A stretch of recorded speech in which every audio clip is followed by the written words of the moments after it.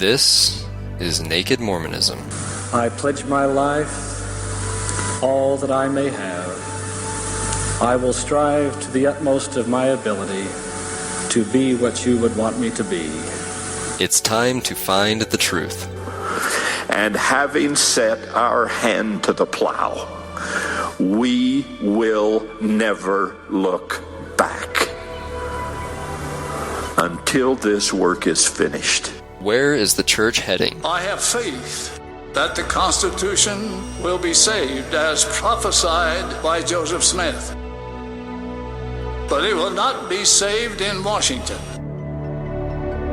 It will be saved by enlightened members of this church. The explicit tag is there for a reason, so if you get offended at what's said, it's not for you. But most importantly, may you ponder the truths you've heard. May they help you become even better than you were. Skepticize everything. Welcome to episode 16 of the Naked Mormonism podcast. I'm Bryce Blankenagel, and thank you for joining me. Last episode was a little bit of a break from the usual history because I kind of had a crazy couple of weeks. I went to ReasonCon in Hickory, North Carolina, which was a great fucking time, but I'll talk about it at the end of this show. So last episode was just a discussion that I had with what I learned to be a quasi-Christian buddy of mine. The discussion got a little deeper than I originally thought it would, and we kind of pinballed around a lot of different subtopics within the umbrella of usual theist discussions. I know there was plenty that I let him get away with, and some of you might have been screaming at your headphones for it, but, you know, those people have made it abundantly clear, and they've contacted me about it. The thing is, this was just a pleasant discussion over a couple of beers between two friends. I didn't want to challenge his beliefs with too hard of a line because he might not want to have these discussions ever again. Instead of one of us taking over the conversation and trying to bludgeon the other into submission, we ended the conversation by shaking hands and saying, we should do this again. I'll be posting other discussions we have in the future to see if I can possibly reason Rick out of his irrational beliefs, no matter how undefined and difficult to challenge they are. But as for today's episode, we're going to dive right back into the history by talking about a secondary authorship theory for the Book of Mormon. The last two historical shows talked about Hingepin, Sidney Rigdon, and Solomon Spaulding manuscript found theory of authorship. The surrounding evidence for it does seem to lend a fair amount of credence to it being legitimate. But the main problem with the theory is the state of the material evidence. We don't have the source text to go from or to study. This is the primary reason why scholars today tend to kind of distance themselves from the Spaulding theory. That's what's so great about being a truck driver just doing a podcast as opposed to being a historical scholar putting up work for peer review. I can look at all of the evidence without the limitations and dogma behind what the current scholarship says. Well, for today's episode, we're going to put aside the Solomon Spaulding theory and discuss another completely separate theory, which posits that the View of the Hebrews, written by Ethan Smith in 1823, was a primary source for the Book of Mormon. The major benefit here is the abundance of copies of the book still in existence. This source text was a very, very popular book published in 1823, and it even underwent a second edition printing in 1825. So a lot of people were buying copies of it in the burned over district where the Joseph Smith family was living. So let's get into it. Where can we start drawing the connections? Well, let's talk about the author himself of the View of the Hebrews. Ethan Smith was born in 1762 in a town called Belchertown, Massachusetts. I know, right? Belchertown. His parents died at an early age, leaving him to finish the last half of his teen years with no immediate family. By 1781, Ethan had decided to join the ministry training group soon after joining the Congregational Church earlier that year. In 1790, he graduated from Dartmouth, presumably with a degree in divinity and theology. He was a sharp, do-it-himself kind of guy, and he really accelerated when put into a preaching or proselyting scene. Apparently, he was actively preaching up to within 2 weeks of his death in 1849. This guy had a lot of vitality.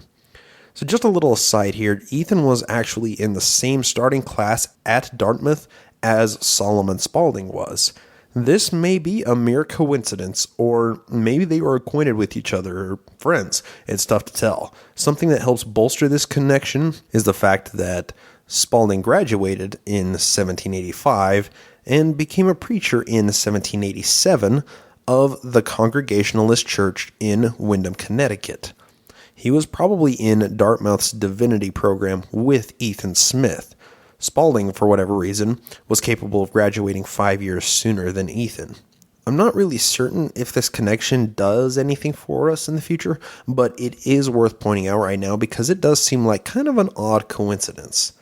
So back to Ethan, he became a pastor after his graduation in 1790 and worked the preaching circuit. This guy hit Vermont, Massachusetts, and New Hampshire as a full-time pastor for several years at a time. He probably also popped into a lot of other churches to do guest sermons or debate with other pastors, or possibly even to observe what other pastors were teaching.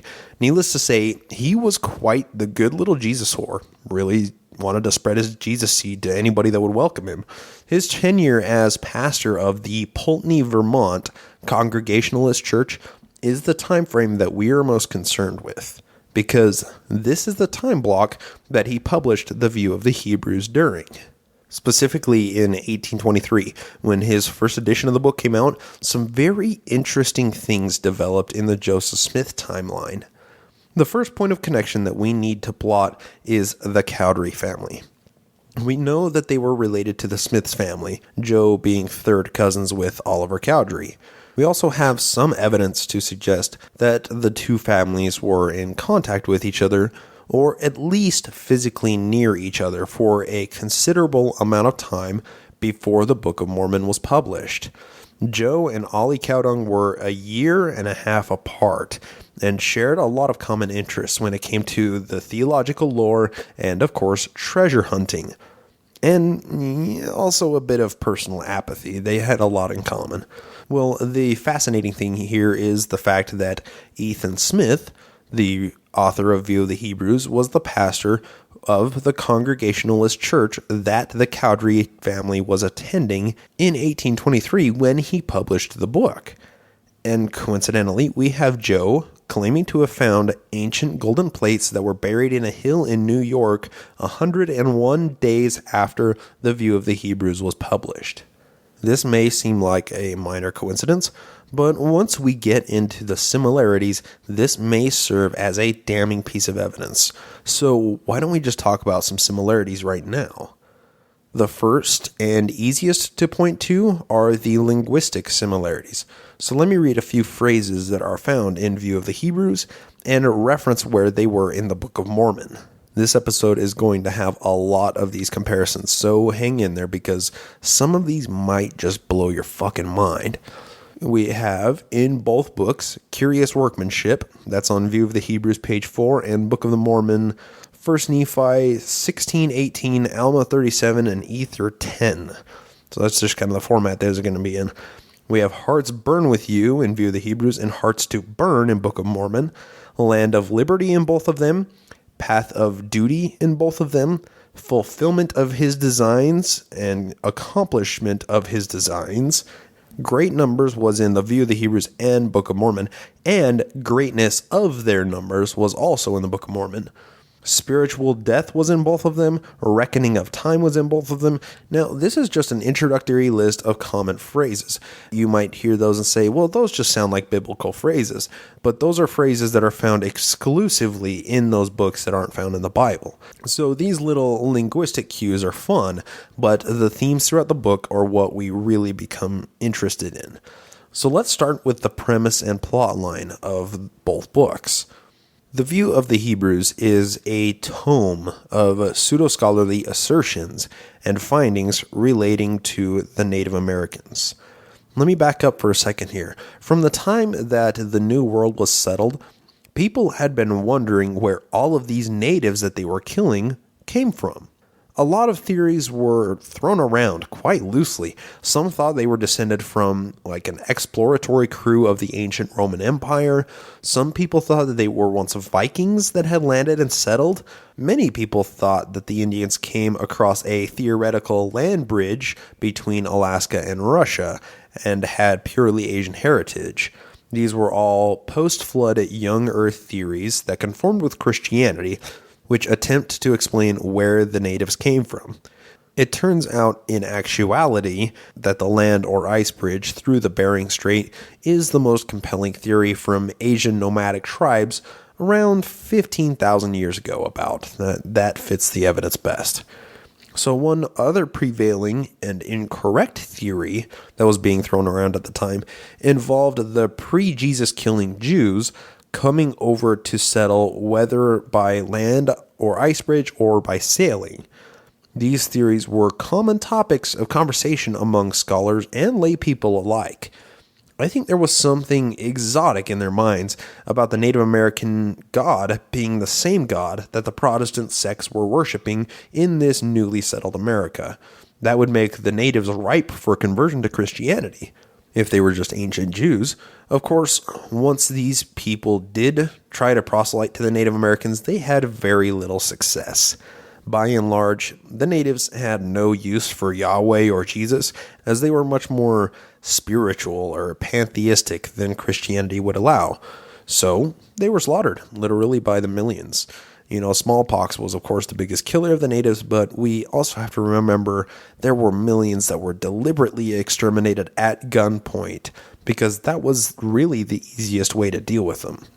Anyway, digression over, a lot of people expected these natives to be Jews, so they could convert them. As with any confirmation bias, it's necessary to find or fabricate evidence for the plausibility of this claim if it can't stand on its own factual merits. This is precisely what the View of the Hebrews does. I'll illustrate this by reading a few passages here. We have page 88 from View of the Hebrews. Quote, Mr. Adair expresses the same opinion, and the Indians have their tradition, that in the nation from which they originally came, all were one color. According to all accounts given of the Indians, there are certain things which all agree. This appears in the journals of Mr. Giddings of his exploring tour.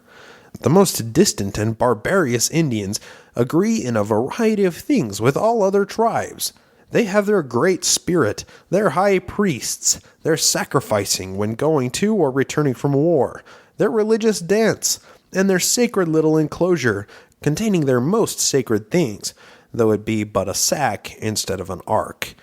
Messrs. Lack and Escarbotus both assert that they have often heard the Indians of South America sing Hallelujah. For thousands of miles, the North American Indians have been abundant in this. End quote. That's just a little introduction into what the View of the Hebrews is written like. It's just very, very blunt assertions that the Native Americans were descended from ancient Hebrews. I'm going to read a few more passages. Just hang in with me for a second. Page 89, the very next page, quote, Their language appears clearly to be Hebrew. In this, Dr. Edwards, Mr. Adair, and others were agreed. Dr. Edwards, after having a good acquaintance with their language, gave his reasons for believing it to have been originally Hebrew. Both, he remarks, are found without prepositions and are formed with prefixes and suffixes, a thing probably known to no other language. And he shows that not only the words, but the construction of phrases in both have been the same. Their pronouns, as well as their nouns, Dr. Edwards remarks, are manifestly from the Hebrew. Mr. Adair is confident of the fact that their language is Hebrew, and their laconic, bold, and commanding figures of speech he notes as exactly agreeing with the genius of the Hebrew language. He says that after living 40 years among them, he obtained such knowledge of the Hebrew idiom of their language that he viewed the event of their having far more than 2 millenniaries, and without the aid of literature, preserved their Hebrew language so pure to be but little short of a miracle. End quote. So this Mr. Adair goes and hangs out with the Native Americans for 40 years and listens to them and learns their languages and studies it. He realizes that they're not based off of written language, that it's all just spoken and passed down through multiple generations. And he says that it so closely resembles Hebrew that he considers it a miracle. I really wonder what tribes he was studying and what they were saying that sounded like Hebrew. I mean, this must have just been a huge case of confirmation bias. I mean, there's no other way to look at this. So let me read a couple of other little excerpts here. In page 98, quote, "The Native Americans have acknowledged one and only one God." Well, that's just completely inaccurate. And they have generally views concerning the one great spirit, of which no account can be given, but that they derived them from ancient revelation in Israel.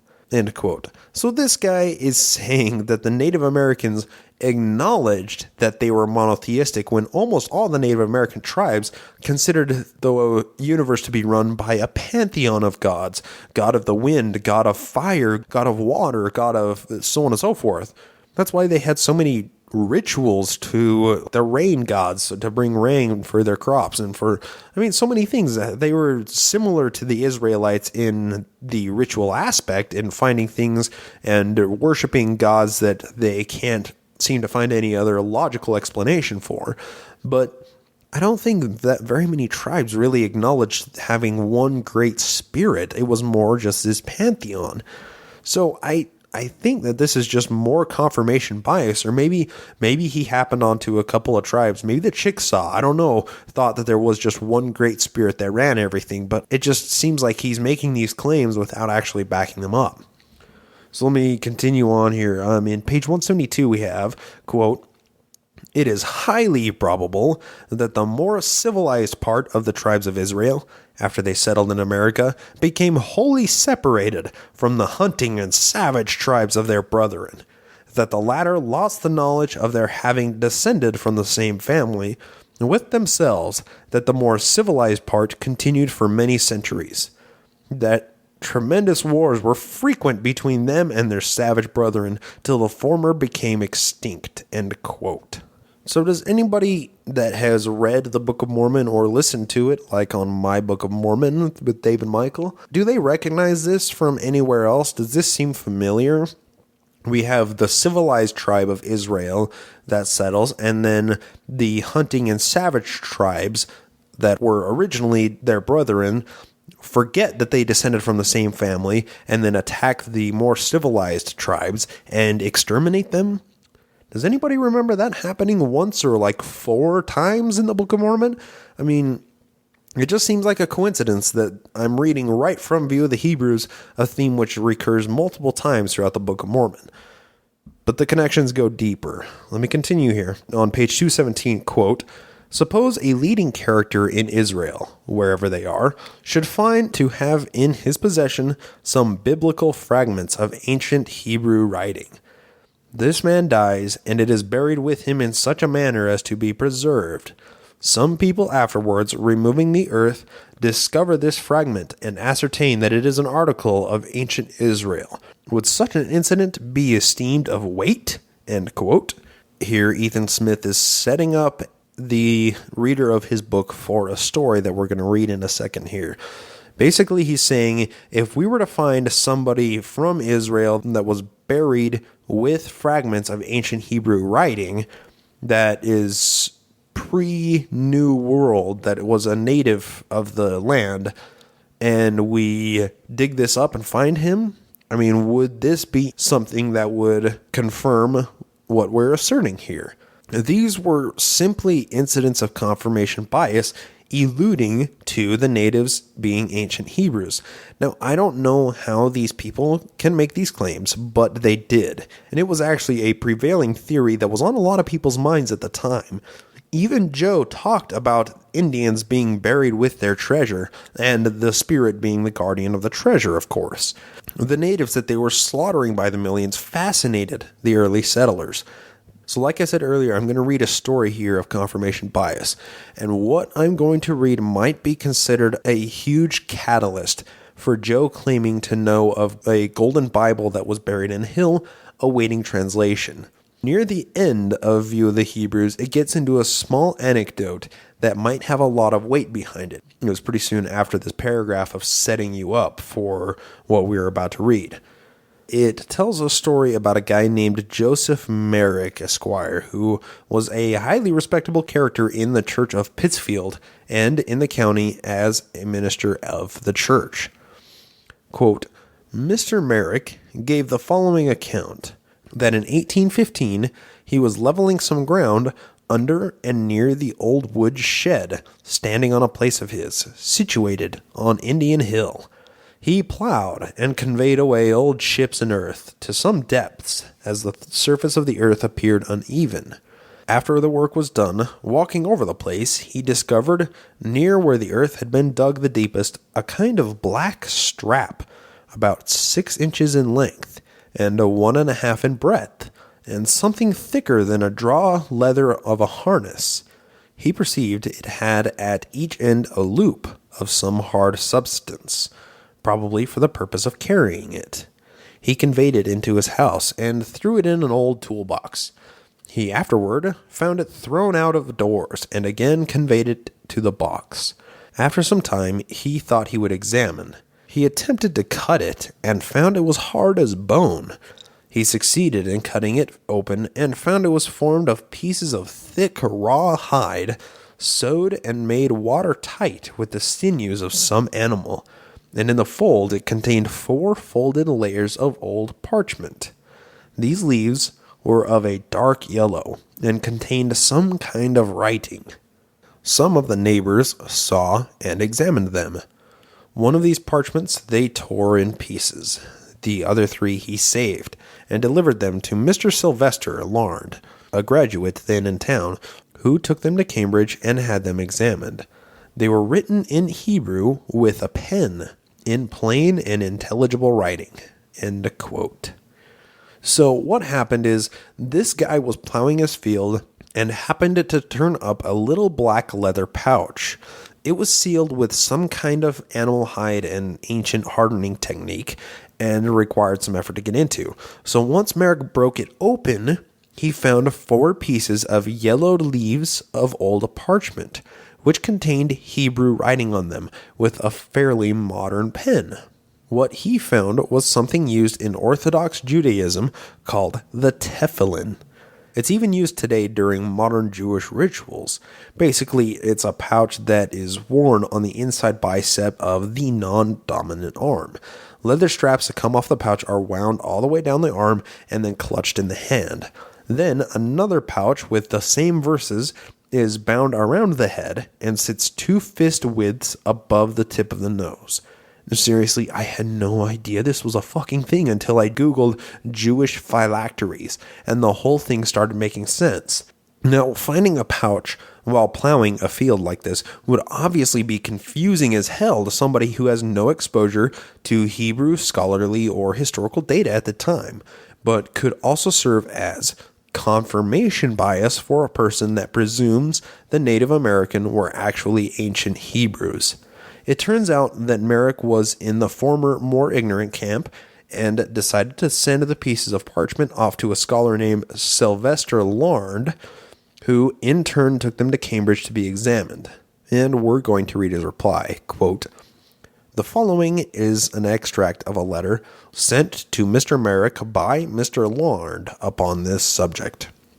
Sir, I have examined the parchment manuscripts which you had the goodness to give me. After some time, and with much difficulty and assistance, I have ascertained their meaning, which is as follows. I have numbered the manuscripts. First, Deuteronomy 6, 4 through 9. Second, Deuteronomy 11, 13 through 21. Third, Exodus 12, 11 through 16.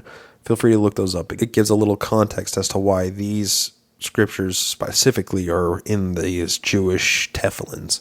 The celebrated Talmud informs that the above are the very texts of Scripture which the Jews used to write on 3 out of 4 of their leaves of phylacteries, from which it is presumable that the 4th leaf, torn in pieces, contained the text which belonged to the 4th leaf. The leaves of their phylacteries says, this word from the Greek signifies a preservative. These phylacteries were little boxes or rolls of parchment, wherein were written certain words of the law. These boxes or rolls containing their 4 leaves of parchment on which their texts were written were upon their foreheads and upon the wrists of their left arm. They founded this custom upon Exodus 13:9 and 16. Various authors noted by Calmet contended that the phylacteries were used in Israel from the days of Moses. End quote. And when he says there that they were worn on their foreheads and on the wrists of their left arm, from what I think he was inaccurate in saying the wrist. I thought it was the bicep. From all of the Google searching that I did and the pictures that I've found, that's kind of what it looked like. But I don't know Orthodox Judaism whatsoever, so feel free to correct me if somebody wants to. I'm kind of looking at you, Demonista. Like I said, finding something like this that was buried underground in Massachusetts could lend some credibility to the Hebrew origin theory for the Native Americans, especially if they had been doing it since the days of Moses. That is, if you're working with the presumption that they were of Hebrew origin while you were doing the research. But what really happened was probably something a little more along the lines of a Jewish missionary accidentally dropped his tefillin there a few decades before, and it was buried by a layer of dirt and only resurfaced during intense plowing. Put yourself there, though. How cool would it be to accidentally dig up something like this? It was a little black pouch that seemed to be made from leather, but it was rock hard, and when Mr. Merrick finally cut into it, he had 4 little pieces of parchment in it that each had different Old Testament verses on them. People in that day were randomly digging up things like this, or even Native American or Spanish artifacts. People made damn good livings by buying and selling these things, or even just looking for them, whether they were successful or not. And really, Joe was no different. He filled his days with digging for treasure in hopes of happening upon something just like this. It's what Joe dreamed about constantly. It was his ultimate mission in life. So this story supposedly happened in 1815, and it probably made local newspapers when it happened. But Joe may or may not have heard about the find by that point. But this story became popularized with the publication of View of the Hebrews in 1823. That's when everybody finally learned about it. Now, I personally believe that Joe took the idea of the Native Americans being descended from ancient Hebrews from this story and ran with it, and effectually made his own story. You see, Joe was no stranger to taking real-life occurrences or source material and morphing it his own story to fit in with reality. Sometimes he even just made shit up in his story that can be attributed to something similar that actually happened in real life. Now, the further we dive into the authorship of the Book of Mormon, the more this comes to light. But for now, let me pose one possible circumstance like this. Now, this assertion is up for a little bit of conjecture, but hang in there with me while I try to explain it.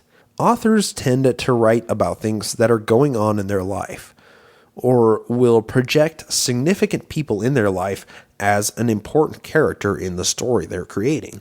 Well, I would contend that this is what Joe did occasionally when it came to his timeline with the release of the View of the Hebrews and Hinchpin Rigdon's stealing manuscript found. Now, what I mean is Joe wrote that the angel Moroni, which was Nephi originally, visited him annually beginning September 21st, 1823. These visitations would instruct Joe on what he had to do in order to get the golden plates, which was a sectarian record of the natives that needed translating. Joe didn't actually get the plates until September of 1827, reportedly. During this interim period between 1823 and 1829, when the Book of Mormon was published, there was somewhere around 30 total visitations that Joe had from this supposed angel that would later come to be known as Moroni. That being said, I would make the argument that this angel was actually just a projection of either Hinchpin Sidney Rigdon or Ollie Cow Dung that came to visit Joe while they were compiling all of the source material for the Book of Mormon.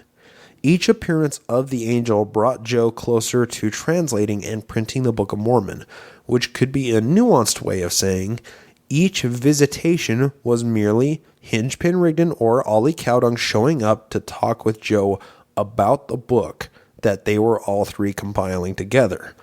Now, it's not particularly easy to prove this connection, but projecting a person that's significant in their lives into their stories is a common thing that a lot of writers do, and I think it makes perfect sense when we pose that situation as being what Joe did.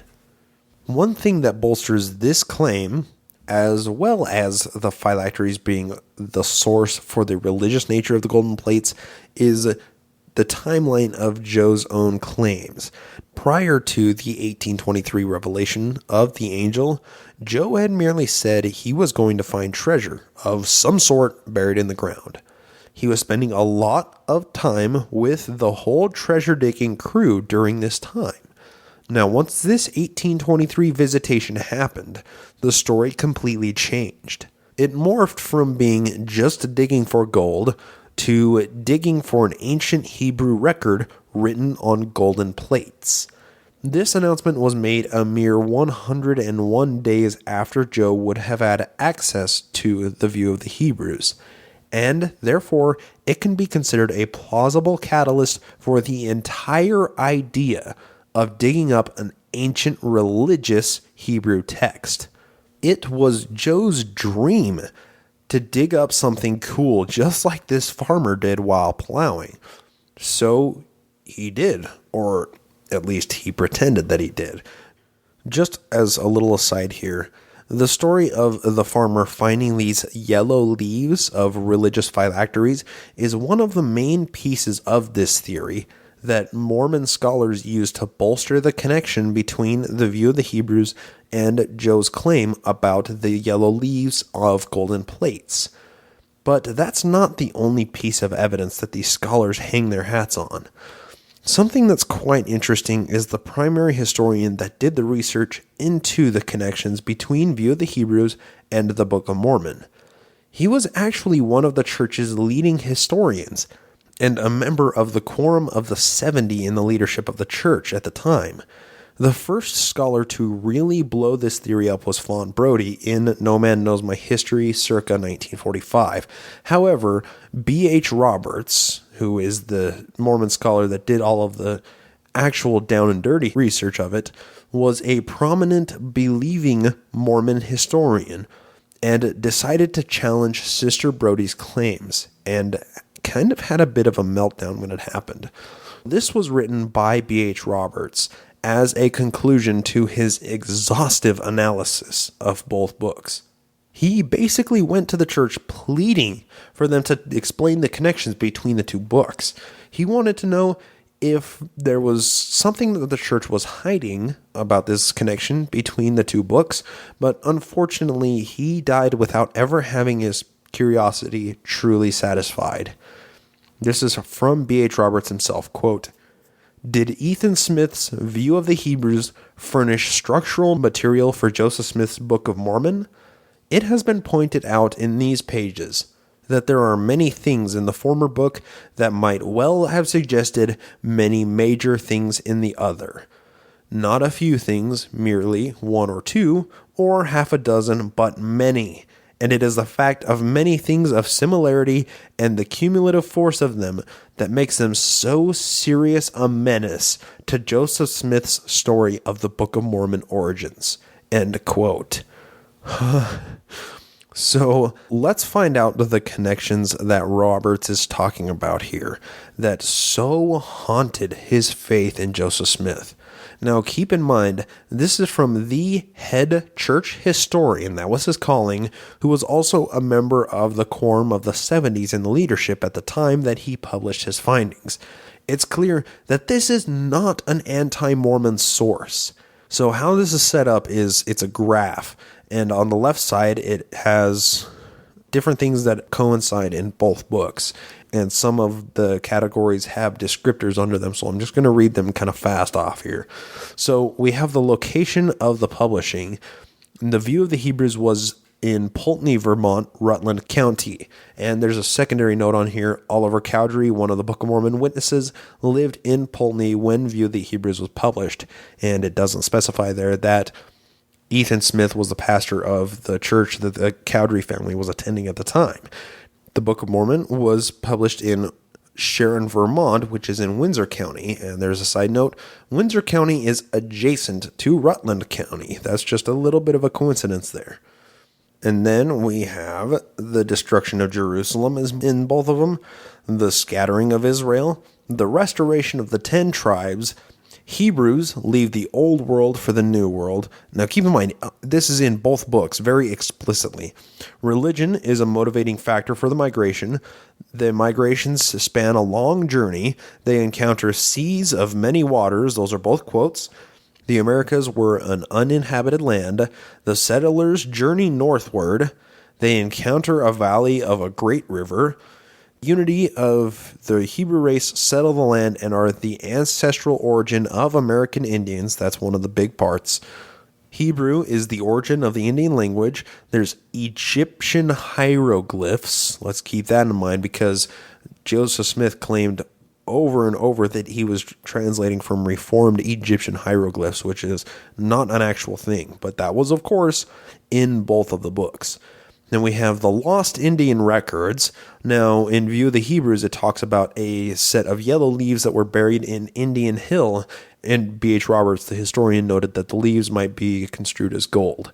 Now, Joseph Smith claims that the Book of Mormon is a translation of ancient Indian records from gold plates that were buried in a hill. Yellow leaves, gold plates, both of them buried in a hill. Both of them are ancient records saying that the Indians are descended from ancient Hebrews. I mean, there's just a little interesting similarities in there. And then they both talk about the breastplate and the Urim and Thummim, which the Urim and Thummim were actually referred to as Joseph Smith's translating mediums when he was actually doing the work of translating from the plates to the Book of Mormon.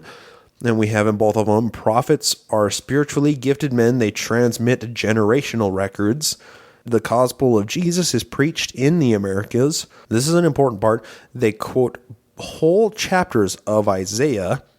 The Messiah visits the Americas. Now, the Messiah in the View of the Hebrews is actually Quetzalcoatl, which was a white-bearded Mexican Messiah, whereas in the Book of Mormon, it's just Jesus that comes over after he dies. Good and evil are a necessary opposition throughout both books.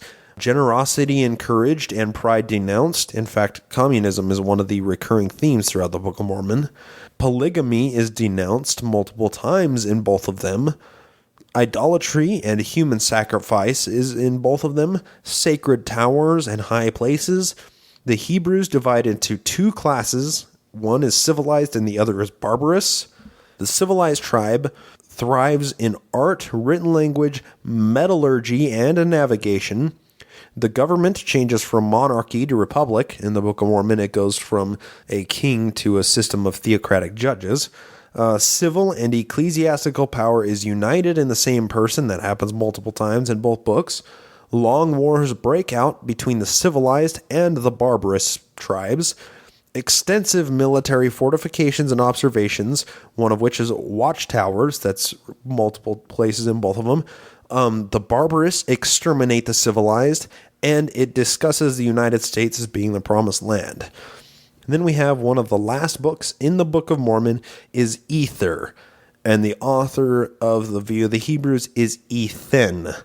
Roberts here noted that Ethan is prominently connected with the recording of the matter in one case and Ether in the other.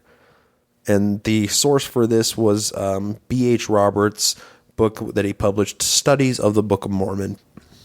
Just to reiterate, these were all connections that a true believing Mormon scholar in a leadership position in the church found with regards to a book that was written 6 years before the Book of Mormon and sold thousands of copies near the Smith family at the time. This seems like a pretty solid set of connections, but is there a deeper connection that we can make here between Ethan and Joseph Smith? For the record, they're not related. But remember, there was a second edition of the View of the Hebrews published in 1825. That's how popular it was. When a writer makes it big or just wants some publicity to sell some books, what do? Well, they go on book tours. I mean, Hill Dog just started her 2016 presidential campaign under the guise of a book tour. So this clearly isn't a new concept. It was happening back in the 1820s as well. Well, we have evidence of just that. Ethan Smith did a book tour once his second edition of View of the Hebrews dropped in 1825. And guess what? Palmyra, New York, where the Smith family was living, was one of the stops on the tour. That means that even if Joe didn't get a copy of it from Ollie, he might have attended a book signing or presentation at the Palmyra local library when Ethan stopped in on his book tour. Now, we don't have direct evidence of Joe having a copy of it at the time, but what we do have are these pieces surrounding the material in both the View of the Hebrews and the Book of Mormon that best fits with the theory of Joe having a copy of it. Which edition he had, 1823 or 25, second edition, it doesn't really matter. Both of them have the same basic information. One interesting piece of evidence that we do have regarding Ethan Smith and the Joseph Smith connection is this quote from Joseph Smith. Quote, "If such may have been the fact that a part of the 10 tribes came over to America in the way we have supposed, leaving the cold regions of Asaroth behind them in a quest of a milder climate, it would be natural to look for tokens of the presence of Jews of some sort, along countries adjacent to the Atlantic.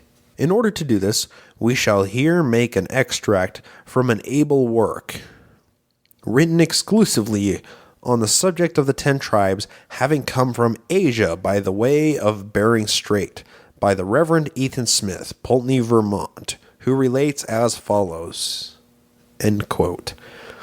That was recorded in the Times and Seasons in 1842, quoted from the mouth of Joseph Smith. So Joe was familiar enough with the View of the Hebrews to actually quote it as a scholarly backup for his claims.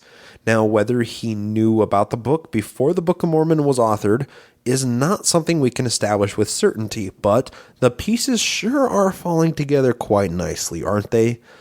Another important connection to focus on is the extended quoting of Isaiah in both books. It said that in the list earlier, and I mentioned it, but let's take a look at that. I pulled this list from fairmormon.org, which is a Mormon apologist website. I didn't pull it from any anti-Mormon site. This was just research done by believing Mormon scholars to try and prove the authenticity of the Book of Mormon. I'm not going to read the connections that they attribute to these scriptures, but I am going to just read off a list of the scriptures that both of the works cite. We have Isaiah 6, Isaiah 11 in multiple places, Isaiah 14, Isaiah 49 in multiple places, Isaiah 3, Isaiah 9, Isaiah 5, 7, Isaiah 10, more Isaiah 49, Isaiah 13, Isaiah 51, Isaiah 11, and those are in both of them. And then we have more scriptures that are kind of loosely talked about, Isaiah 40 and Isaiah 55. Now I'm going to post a link to this table, and you'll see it on fairmormon.org, which, remember, is a Mormon apologist website. They're trying to defend the authenticity of the Book of Mormon, and they list out these similar Bible citations in both works. Those were just Isaiah passages they had in common. There's a fair amount more of Isaiah quoted in both of the books that don't actually coincide with each other, but these are the chapters that do coincide, and they're worth mentioning, as it seems like more than just mere unaffiliated coincidence. So we have this preponderance of evidence drawing connections between the View of the Hebrews and the Book of Mormon, and we know that Joe was familiar with the book in 1842 when he quoted from it in Times and Seasons. Now, I'm going to assert that Joe probably picked up a copy of it when it came out in 1823, or maybe he even got a second edition in 1825. Now, this authorship theory is pretty damn strong, possibly even stronger than the Solomon Spaulding manuscript found theory. Last historical episode was all about the manuscript found authorship theory, wherein dozens of other connections were made showing the Book of Mormon's blatant plagiarism from Solomon Spaulding. But where else can we look for contemporary source material that Joe might have used? I mean, let's face it, when a person is plagiarizing works to be their own, they don't just copy 100% of the text they're plagiarizing from, word for word, and never change anything. They'd be found out too easily. So, Joe did what every other fraud of information does. He pulled information from hundreds of different sources, some more significant than others, and smashed them together and sprinkled in his own twists and theological conclusions throughout the text. I would argue that Joe was a master of this art. Let's look at as many possible source materials for the Book of Mormon that we can possibly find. We've established that a seemingly large percentage of the book came from view of the Hebrews and manuscript found. So let's bring in some others that make up a smaller percentage but are still just as significant. The next biggest contributor that we can attribute to being a source text is, of course, the King James Bible. The version used is very important here. Joe most likely had an early 1800s printing of the King James Version with the Apocrypha intact, given the scriptures that are similar between it and the Book of Mormon. All in all, the Skeptics Annotated Book of Mormon attributes 775 pieces taken directly from the KJV, including some of the Maccabees and other apocryphal Gospels. Of these 775 connections, almost half are word-for-word, full passage plagiarism. The other half are usually just phrases or terms that are slightly modified from the KJV to seem original in Joe's voice. However, the similarities in these verses are blatant and easy to point out. Joe did a horrible job of concealing them. Before we dive into the connections, a proponent for the authenticity of the Book of Mormon would say that one would expect some Bible verses to be in the Book of Mormon, being another testament of Jesus Christ. The problem is the specific verses Joe uses and when he uses them. This will take a minute to construct, so just hang in there again. The Book of Mormon starts by following this one family of Hebrews. The patriarch is known as Lehi with his wife Sariah, and multiple sons Laman, Lemuel, Nephi, and Sam. Their first task after fleeing Jerusalem is to go back to King Laban, who was king of Jerusalem at the time, and get a hold of the plates of brass, which were supposedly a record of Hebrew genealogy. Now, modern scholars think it to be a copy of the Septuagint engraved in brass. After the brothers have a few bumbling attempts to get the plates, Nephi finally gets a hold of them and tricks one of the servants in the castle to come along with the Lehi family. Nephi reads from these plates, and his soul is filled with exceeding joy at the words contained. Well, this is where the plagiarism starts, and it doesn't let up until the very end of the Book of Mormon. The verses that Nephi reads from the plates of brass are verbatim from Isaiah. Now, this is all good and well for the beginning of the quote, but we run into problems when we start to examine the plausibility of Lehi's family having access to these Isaiah passages. What I mean is, the dates don't match up. Biblical scholarship has Isaiah written in 3 different time periods. This breaks Isaiah down into Proto-Isaiah, Deutero-Isaiah, and Trito-Isaiah. Proto-Isaiah, the first one, was written by what scholars consider to be the original and real Isaiah, authored between 750 and 700 BCE. This chunk includes modern-day Isaiah 1 through 39. Then, there is a major shift in perspective, setting, and authorship for Deutero-Isaiah. It's written from the perspective of post-destroyed Jerusalem, Babylon, and contains chapters 40 through 55. And we know the destruction of Jerusalem to have happened in 587 BCE. Trito Isaiah was written still later and contains chapters 56 through 66. The major problems for the Book of Mormon that this poses is the simple lack of existence of the writings that were quoted in the brass plates that Lehi's family had that Nephi supposedly read from. They left Jerusalem in 600 BCE, having been forewarned of its destruction. If Proto-Isaiah was the only scripture quoted by the Book of Mormon, it would be fine, and it would make sense at that point, but it isn't. In 2 Nephi, the second book in the Book of Mormon, there are extensive word-for-word quotes from Deutero and Trito Isaiah.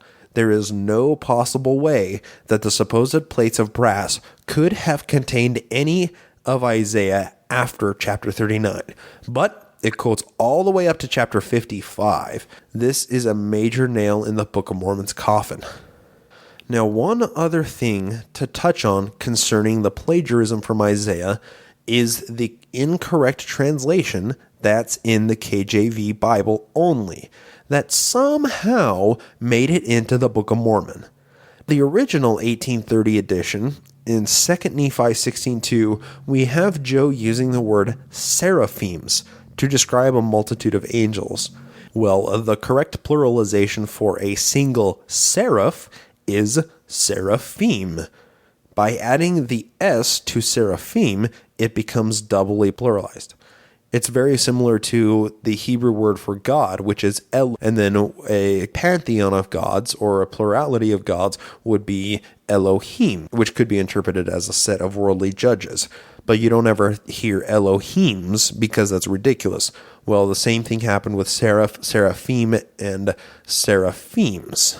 This is a mistake which is only made in the King James Bible, and it remains there today. See Isaiah chapter 6 verse 2 to check my facts. This mistranslation isn't in the current Book of Mormon, as it was seen to be a problem worth correction by the leadership of the church. But the 1830 edition and the 1888 revision of the Book of Mormon still had this damning mistake in it. Now, Isaiah aside, are there any other King James Bible plagiarism that serves as a damning evidence against the Book of Mormon? Maybe some New Testament verses or phrases that occurred before they were actually written in the Old World? Of the 87 verses that were plagiarized from the King James Bible in just the very first book in the Book of Mormon, which was 1 Nephi, 35 of these verses are from the New Testament. That is just the first book, which was supposedly written over 600 years before a single New Testament author was born. Trust me, the occurrence of New Testament verses continues throughout the rest of the books in the Book of Mormon. And once the birth of Jesus comes along, the occurrence of New Testament verses skyrockets, despite being authored on the other side of the fucking planet from the supposed Book of Mormon writers. If you're interested in even more of these, look up the connection between the Bible and the Book of Mormon in the Skeptics Annotated Book of Mormon. It's online. The list seems to go on, and I would be willing to bet that the 775 connections that they drew was not an exhaustive list of the plagiarisms from the Bible. This seems to be completely full stop, knock down, drag out evidence against the Book of Mormon's authenticity. But where else can we look to find other source information? It has to end somewhere, right? Well, I firmly stand behind the conviction that Joe pulled information from literally everything around him for source material. Even just looking at a map of the 19th century New World can yield some very interesting similarities to the Book of Mormon geography. I'll include an entire list compiled by a Mormon-believing scholar named Vernal Hawley in 1989.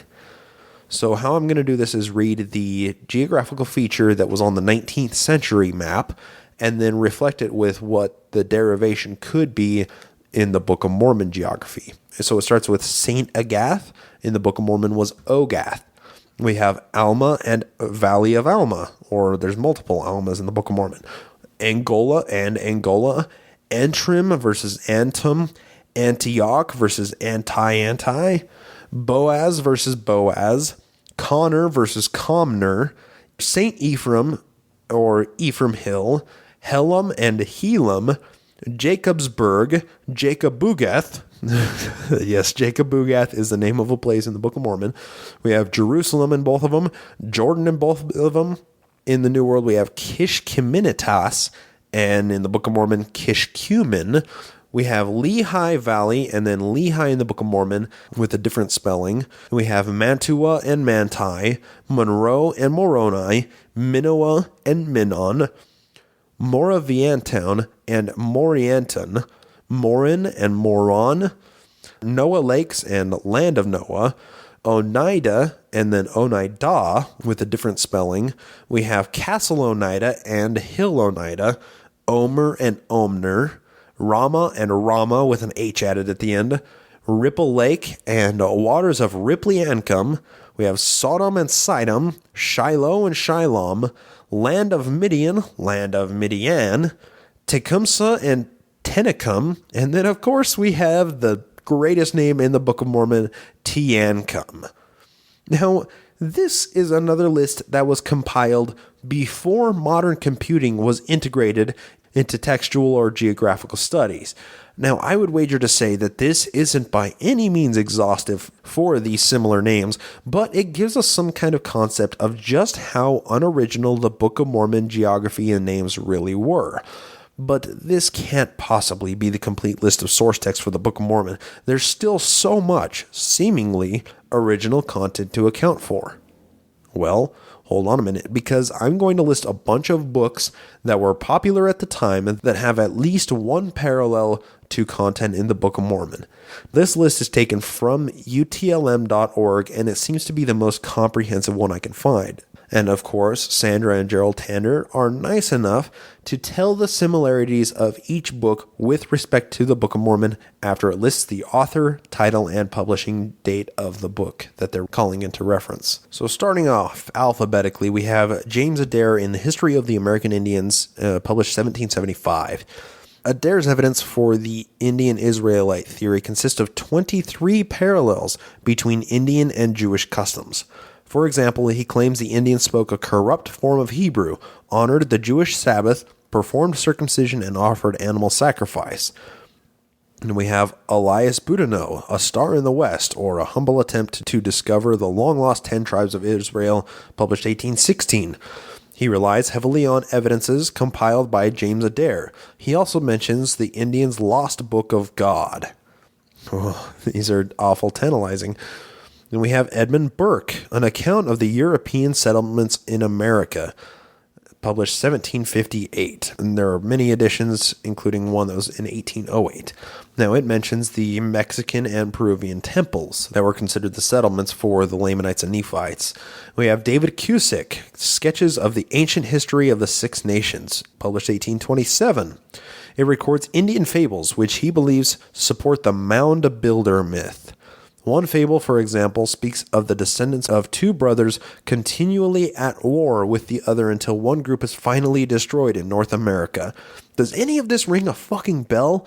The mound builder myth? That's what Joseph was all about. That's why he was digging all the time, because people believed that the mounds that were in New York, the rolling hills, were actually built by people and that there's ancient treasures housed within it. And then this book talks about two brothers that were at war until one destroys the other one. The parallels are beautiful. All right, Timothy Flint published Recollections of the Last 10 Years, Past and Occasional Residences and Journeyings in the Valley of Mississippi in 1826. He mentions the idea that the Indians were Jewish, but does not commit himself on the subject. He describes various burial mounds and fortifications of North America and mentions the discovery of mammoth bones and stone coffins. People at the time were very interested in these burial mounds that it talks about here. And we have John Haywood, The Natural and Aboriginal History of Tennessee, published 1823. This compares American antiquities with those of Hindus, Egyptians, and Hebrews. He describes North American fortifications and Mexican temples, use of metals, including steel, copper, and brass plates. Describes stone boxes, like the one that the fucking golden plates were hidden in. Possible use of the wheel and horse in ancient America. Then concludes that the mound builders were a white people destroyed by the Indians. Oh my God! I haven't read this entire list until I'm reading it just now, and this is blowing my fucking mind. Use of the wheels and horse, use of metals, brass plates. It says brass plates right there. All right, then we have Alexander Humboldt, and he wrote 3 different books written in a 4-volume set published in 1813, and they describe the Mexican fortifications and temples and the use of ancient metals as well. Then we have George Imlay, a topographical description of the Western Territory of North America, published 1793. Discusses, among other things, the practice of the mound builders to bury their dead in stone boxes. Oh, it's amazing. The next one is somebody named Manasseh ben Israel. He wrote The Hope of Israel in 1652 and had a second publishing in 1792. This includes a story of a remnant of the 10 tribes of Israel being discovered in Peru, apparently. I don't know what they're considering this based off of, because they didn't have DNA evidence to support any of these claims. They probably just looked at ancient ruins and the artifacts they were able to dig up and said, yeah, fuck it, these look Hebrew, why not? So then we have Domingo Juarez, A Statistical and Commercial History of the Kingdom of Guatemala, circa 1823. Claims Indians from the Old World, claims original inhabitants arrived in the New World shortly after the dispersion from the Tower of Babel, describes Guatemalan fortifications, buildings, temples, and palaces, including the ruins of Palenque. We have Archibald Loudon, a selection of some of the most interesting narratives of outrages committed by the Indians in their wars with the white people, published 1811. He supports the 10-tribe theory, mentions that the Spaniards dug up Indian tombstones covered with Hebrew characters, and compares Peruvian temples to Jewish synagogues. James H. McCullough, Researchers on America, being an attempt to settle some points relative to the Aborigines of America, published 1817. This guy describes various theories explaining Indian origins, the problems of transoceanic crossing, and discusses the theory that the mound builders were a white group more advanced than the Indians. Why didn't he just use Joseph's theory with the transoceanic crossing? People just built some fucking submarines that were tight like a dish. All right, then we have Cotton Mather, India Christiania, a discourse delivered unto the commissioners for the propagation of the gospel among the American Indians, published 1721. He suggests that the Old World could have sailed to America for settlement. Then we have Samuel Mather, an attempt to shew that America must be known to the ancients, 1773. He believes that America was populated by 2 major migrations, one from the Tower of Babel and the other centuries later from Asia or possibly Phoenicia. He also subscribes to the theory that ancient America was visited by Christ's apostles or perhaps by some of the 70. Now that is important because there's like 5 connections in there. So we have the 2 major immigrations, one around the time of the Tower of Babel, and then the other from the centuries later. This perfectly follows the timeline in the Book of Mormon. There's one migration of people that came over before the Tower of Babel fell, that had their language wasn't corrupted, and then they all fucking killed each other. And then we have the Lehi family coming over centuries later, and that is actually from Asia as well. And I'll talk about the possible migration path of the Lehi family when it becomes relevant in the timeline, but we'll put it off for now. Next, we have Nicholas Mills in History of Mexico, and he describes the Mexican pyramids and compares them with those of Egypt. Well, yes, of course the people built fucking pyramids in Mexico and Egypt because that was the biggest possible structure that they could build without having modern engineering techniques, you fucking idiots. Then we have Elijah Parrish, A New System of Modern Geography, published 1810. Parrish wrote his geography for use in New England schools. He describes mounds in North America and the Peruvian temple at Cusco. Includes a comparison of Indian and Israelite customs. Joel Roberts Poinsett, Notes on Mexico, made in the autumn of 1822, published 1824. Mentions the Mexican tradition of the flood, notes their immense pyramids and long paved roads, and mentions their hieroglyphic drawings and knowledge of astronomy and metallurgy. People are just finding these pieces of evidence and using them purely as confirmation bias for the ancient Israelite theory. Next, we have Josiah Priest, The Wonders of Nature and Providence Displayed, 1826. A compilation of many previously published works includes an extract from Francisco Claviero's History of Mexico, recounting the ancient Mexican traditions of idolatry and human sacrifice, and a portion from Ethan Smith's View of the Hebrews, detailing evidence that Indians were of Hebrew origin. Now, The Wonders of Nature and Providence is actually another source text that is used very frequently for the Book of Mormon. A lot of people use it in conjunction with Ethan Smith's View of the Hebrews, just because of the time frame and the content in the book. Personally, I've read about half of View of the Hebrews, and I haven't even tried to dive into The Wonders of Nature and Providence Displayed.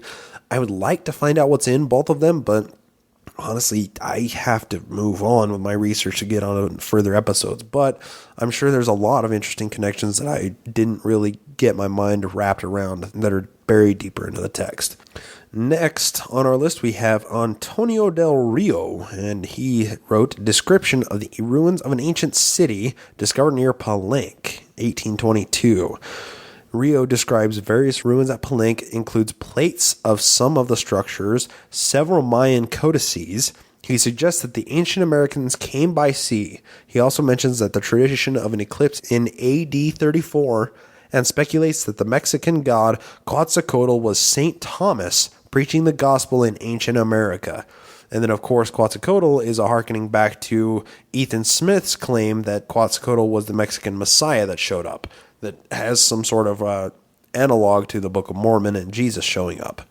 We have Samuel Sewell, wrote Phenomena Quadratum Apocalyptica in 1697 and second publishing 1727.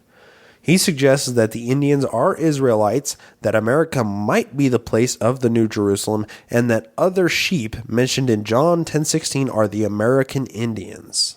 On this list that I'm reading directly from, the next one is Ethan Smith View of the Hebrews, and I'm just going to read their summary of it, and let's see if we can draw the connections that I've so far brought about. Ethan Smith is by far the most important and interesting work dealing with the origin of the American Indians and the mound builders. Suggests that the first settlers of the New World were the lost 10 tribes of Israel. Includes extracts from von Humboldt's description of Mexican antiques, Atwater's descriptions of the mounds, and evidence from Adair and Boudinot to connect Indians with the lost 10 tribes. He also mentions the Indian legend of the lost Book of God, which would one day be returned. That was a beautiful summary of everything. I hadn't read this little paragraph that UTLM has summarized into the View of the Hebrews, but it fits perfectly with pretty much everything that we've talked about in this episode up to this point. I just find that really, really fascinating anyway. So next we have James Sullivan, The History of the District of Maine in 1795. He maintains the Ohio fortifications were built by people from Mexico and Peru because North American Indians did not possess the knowledge to construct them. Then we have Thomas Thorogood, Jews in America, or Probabilities that the Americans are of that race, published 1652. He mentions the notion that the gospel was anciently preached in America, emphasized the millennialistic nature of his Indian Israelite identification and the importance of the Indians' conversion to Christianity. Now, I think that connection there is pretty important. We have this book that is published in 1652 by Thomas Thorogood. It was published in London and possibly brought over to the Americas as a textbook for the origination of the Native Americans. This seems important because it has this same underlying theme that all of these books have, that the Indians are somehow from the ancient Hebrews, but then it also talks about the millennialistic nature of this connection. The church is really, really heavy-handed in this doctrine of the millennium coming, and even more than that, one thing that isn't talked about much in the Mormon religion is the punishment for people that are sinners and murderers that end up accepting the gospel when the new millennium comes and when the new kingdom of God is built on earth. It's going to start in Jackson County, Missouri, apparently, and that's why the church owns more real estate in Missouri than the state of Missouri itself does. So anyway, the teaching is that things happen and are measured by millennium. So there was this deep belief in the early church that this second millennium was going to bring about the second coming of Jesus, right? And there's still kind of this thought that whenever Jesus comes, it will be considered the new millennium. That's because for 1,000 years, Jesus is going to reign, and the people that are current murderers and liars and adulterers and just evil people right now are going to be punished for that 1,000 years. And then once they have gotten to that point, after this punishment and they accepted the church, then they will go up to the telestial kingdom. So this punishment they talk about is something that lasts for one full millennium, and it's described more of like a state of mind. It's not necessarily like a fire and brimstone, being tortured, having your skin burned off, kind of like Left Behind series is with hell and with Sheol and with whatever the Christian belief of the Dante Inferno-esque hell is, right? It's a little different in the Mormon religion. It's much more nuanced. People consider it to be just 1,000 years of a deep, deep depression, wherein you may not be experiencing something physically, but emotionally and spiritually, you're being racked with inner conflict and personal torment. It's not anything that a devil is inflicting on you. It's your own reflection of your own sins, basically, for an entire millennium. And then after that millennium comes, then you ascend to heaven along with everybody else, and you spend the rest of eternity in the telestial kingdom because you weren't able to do the ordinances of the church when you were on the planet. And that is actually why the baptisms for the dead exist. I'm just kind of riffing here for people that are interested in Mormon theology. The reason people do baptisms, conversions, and temple ceremonies for people that are dead is because they believe, the Mormon religion believes, that these people will be punished for the millennium, and then afterwards they'll ascend to the telestial kingdom. Well, their ordinances and, their gospel ordinances needed to be completed by somebody with a physical body on earth before they can ascend into further kingdoms. And once they are in, I guess, what you would consider Mormon purgatory, while they're undergoing this personal torment and while they're learning the gospel before they actually accept it, once they do accept it, they'll basically thank the person that did the ordinances for them with a huge hug. That's kind of how it's described. People in the church think about how many spirits that they have converted posthumously, how many people they've been baptized for the dead, or had their hands laid on their heads for conversions, or for the temple ordinances to do the endowments for the people. People that are true believing Mormons really, really hang their hat on the fact that they're going to meet these people one day that they are responsible for saving, basically. So it's kind of like a stored credit, right? Like a bank of awesome thanks that everybody's going to be giving you once you die and ascend into heaven. Kind of the idea kind of behind it is like, you have more of those souls, you have more people up there in heaven to thank you. You're probably going to get a pretty good wink nod from Jesus, Elohim, and Joseph, or, good job, man. You brought a lot of souls into the true church. So that's why baptisms for the dead is so important in the Mormon church, and why personally I don't think it's ever going to be something that they will not do. I don't think it's a doctrine that they'll ever let go of, just because it is that important, like sealing is for eternal polygamy. So sorry, that was just a huge digression about millennialism and shit like that. So let me finish out this list. There's only like 3 or 4 more. Next on our list of possible sources, we have William Walton, and he published Present State of Spanish Colonies in 1810. He mentions that the Indian belief in the creation and flood includes a description of Mexican architecture and metalwork. So he believes that the Judeo-creation and flood myths were what the Mexican people were talking about in their architecture and metalwork. That's fucking ridiculous. Next, we have Roger Williams, A Key into the Language of America, published 1827. He believes that Indian language is a form of Hebrew and that their customs resemble those of the Jews. Although he is tolerant of the Indians, Williams believes their religion is devil-inspired. Oh my God. Next, Samuel Willems, Natural and Civil History of Vermont, 1809. He discusses various theories of Indian origins and mentions the discovery of mammoth bones in North America. That's... I didn't realize that until just now, but that is why Joseph talks about elephants being in the Book of Mormon. It's a huge anachronism, but people were finding mammoth bones in North America, and Joseph just said, oh, they were elephant bones. That's what people probably were calling them at the time, because that's the only animal they knew of that was big enough to actually have this big of a fucking thigh bone that's as tall as a person, right? I didn't make that connection until now. Fuck, that's the source of a huge anachronism in the Book of Mormon. All right. Next we have Israel Worsley, A View of the American Indians, published 1828. And this guy published, 1828, only 5 years after The View of the Hebrews, and his book is titled A View of the American Indians.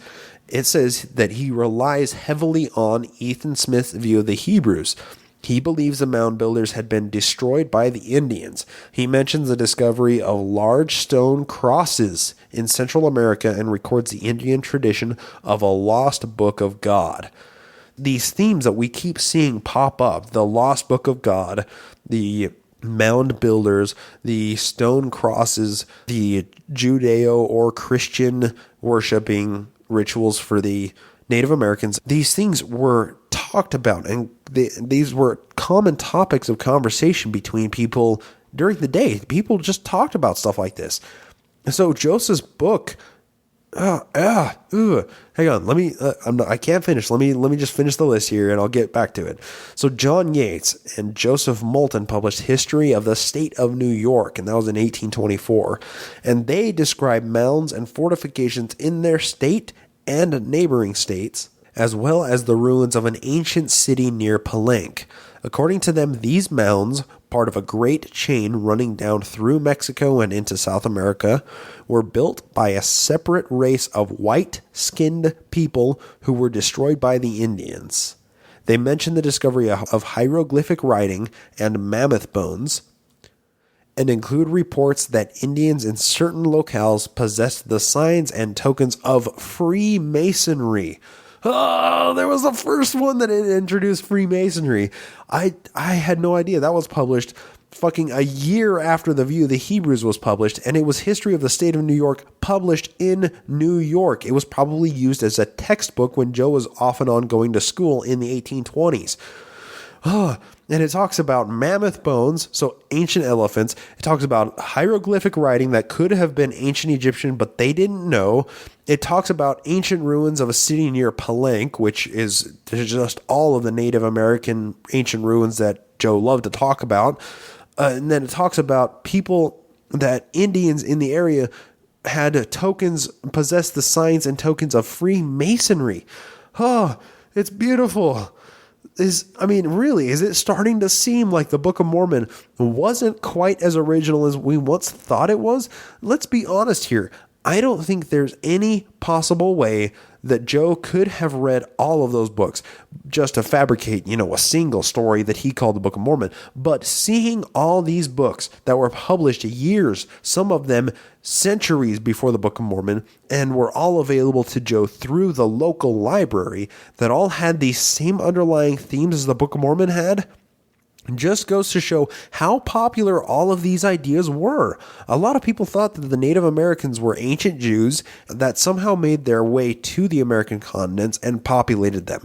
The more I study the authorship of the Book of Mormon, the more I see just how much of a bold-faced fucking fraud Joe was. And I consistently wonder why the fuck I chose to follow this religion and bastard of a holy book for as long as I did. And that's exactly what we'll be studying next episode, the authorship of the Book of Mormon. We have to cover the timeline of what portions were authored, where, and who the scribe was at the time, as well as how fast it all really happened. The church claims the Book of Mormon was translated in less than 3 months' time, roughly 70 days. Let's just see if that holds up. As for this episode, I think that just about sums up what we needed to cover today.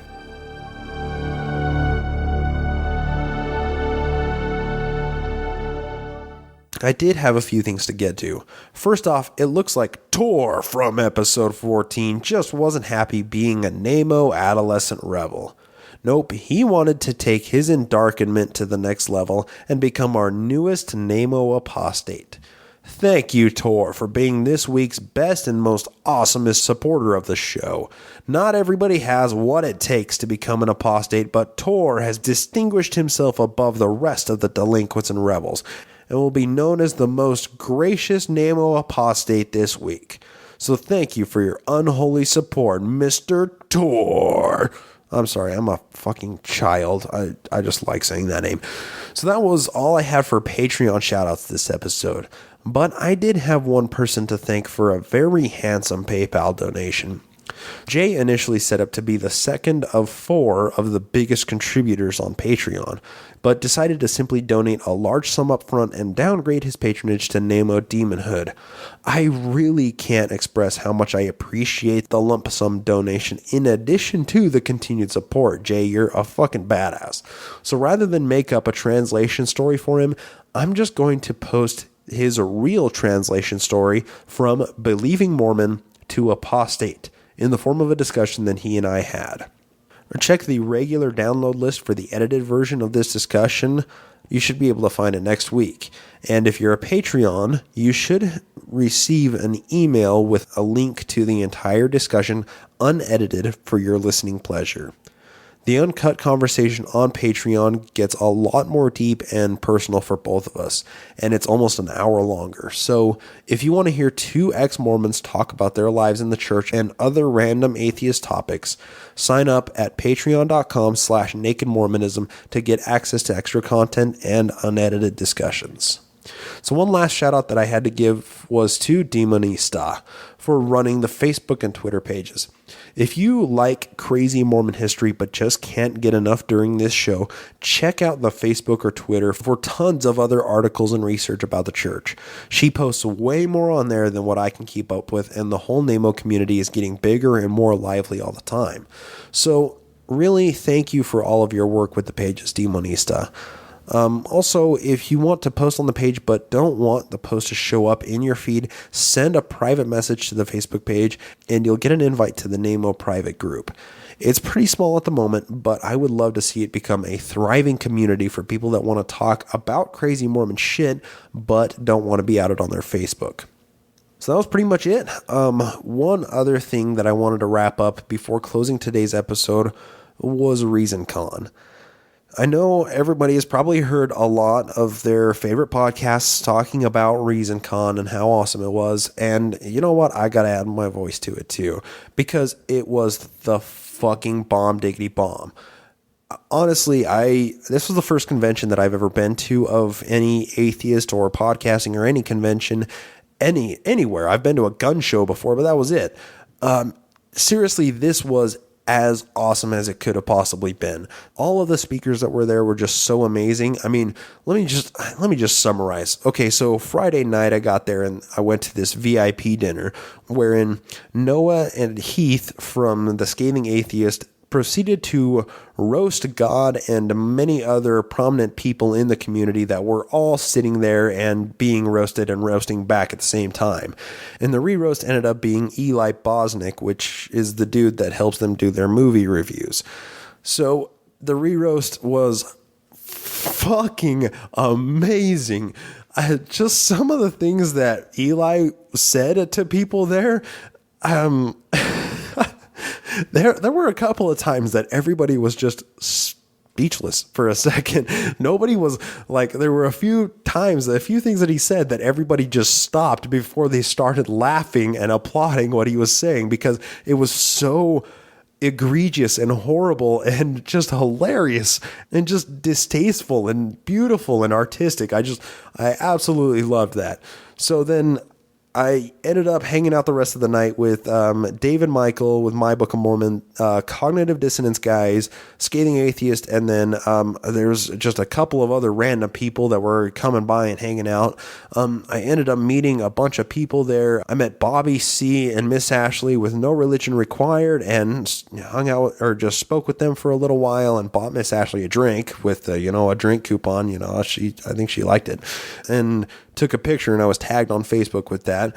I met David Smalley, David Fitzgerald. I met a guy named Matthew the Apostle who runs a podcast called In the Name of God podcast. And honestly, it's just like hanging out with him. It's great fun. I met Bill and Susie with Barroom Atheists. When I met Susie on Friday night, I don't think she remembered me when I met her again on Saturday at the luncheon. But I mean, it was really, really fun to hang out with her and meet her and talk with her for a little while. I met Jim and Misty Dobler there. They're just fantastic, amazing, good-hearted people. It was just, there's tons of people I'm not mentioning, and honestly, it was the most possible fun I could ever have imagined. Saturday was absolutely chocked full of fantastic people. It was just the talks, the Skepperty game, the Cards Against Humanity tournament, the everything. It was all just an absolute party. Oh, I met Professor Steven with Atheist on Air too. That was awesome. Anyway, one more person that I wanted to mention that I met was Heretic Woman. If you guys have been following me or follow David Michael, you might have seen us on Atheist on Air Beyond the Trailer Park with Beth and Heretic Woman. They host a live video podcast, which is, I would never venture into the realm of live. I couldn't do it. So I have to give these two kudos on what they do. But they just have this fun, lighthearted podcast where they just talk about what they want to talk about atheist stuff. I mean, both Beth and Heretic Woman know their shit. They have done a lot of research as of late or just throughout their life. It's really interesting to listen to. Well, that being said, I did want to make a little announcement. If you have been following me and or David and Michael, you might have seen us on this Atheist on Air Beyond the Trailer Park video cast, and it was great fun. We hung out with Cash with Atheist on Air. It was really a lot of fun.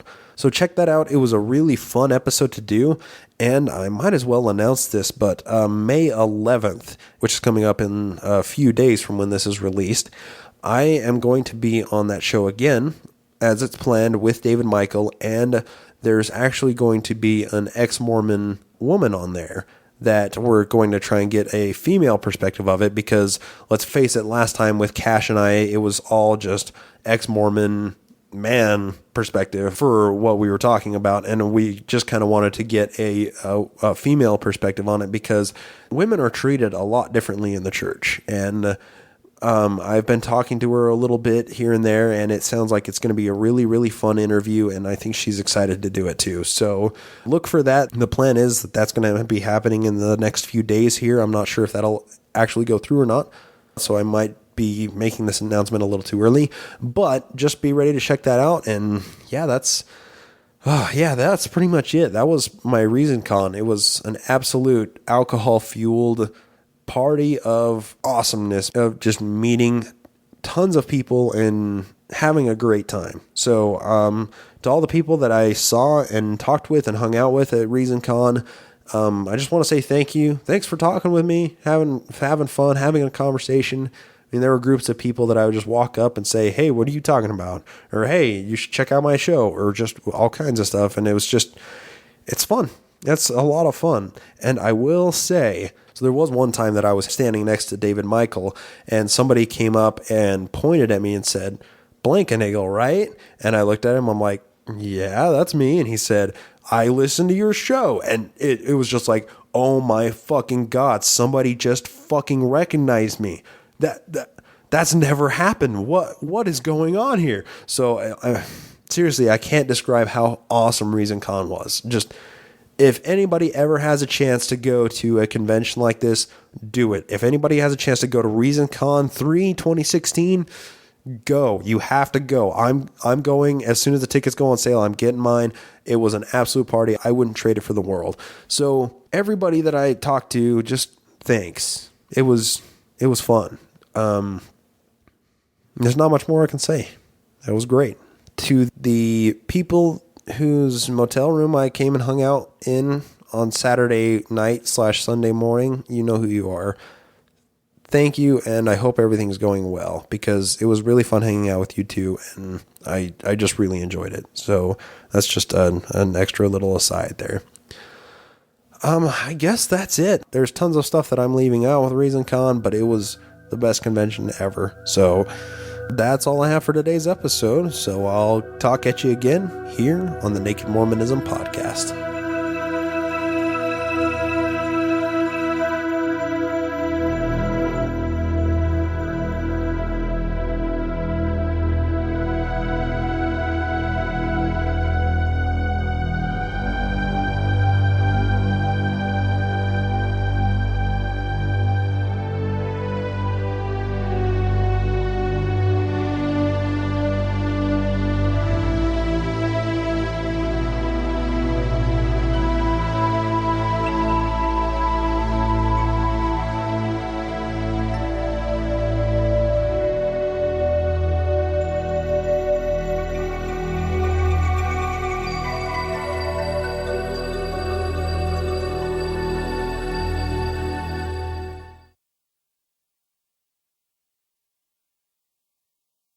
Alright, I had to include a little bit of a bonus on this episode to get it over the 1.5 hour mark. That was my Patreon promise for getting over $200 per episode. So, thank you, patrons, for being awesome and supporting the show.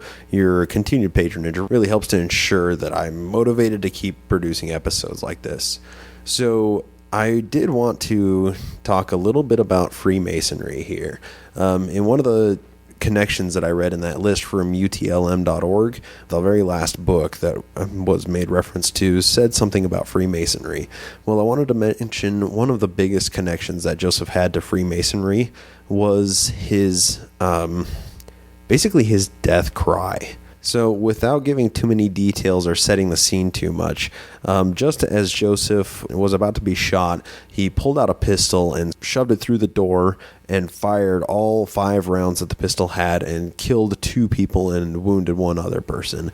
And after that, he dropped the pistol and ran to the window of the Carthage jail and stood on the balcony of it and gave the Masonic cry for help, which consists of standing upright and holding both of your arms up in squares, which holding your arm up to the square, any Mormon or ex-Mormon will tell you is important. That's how you vote to sustain people in the church.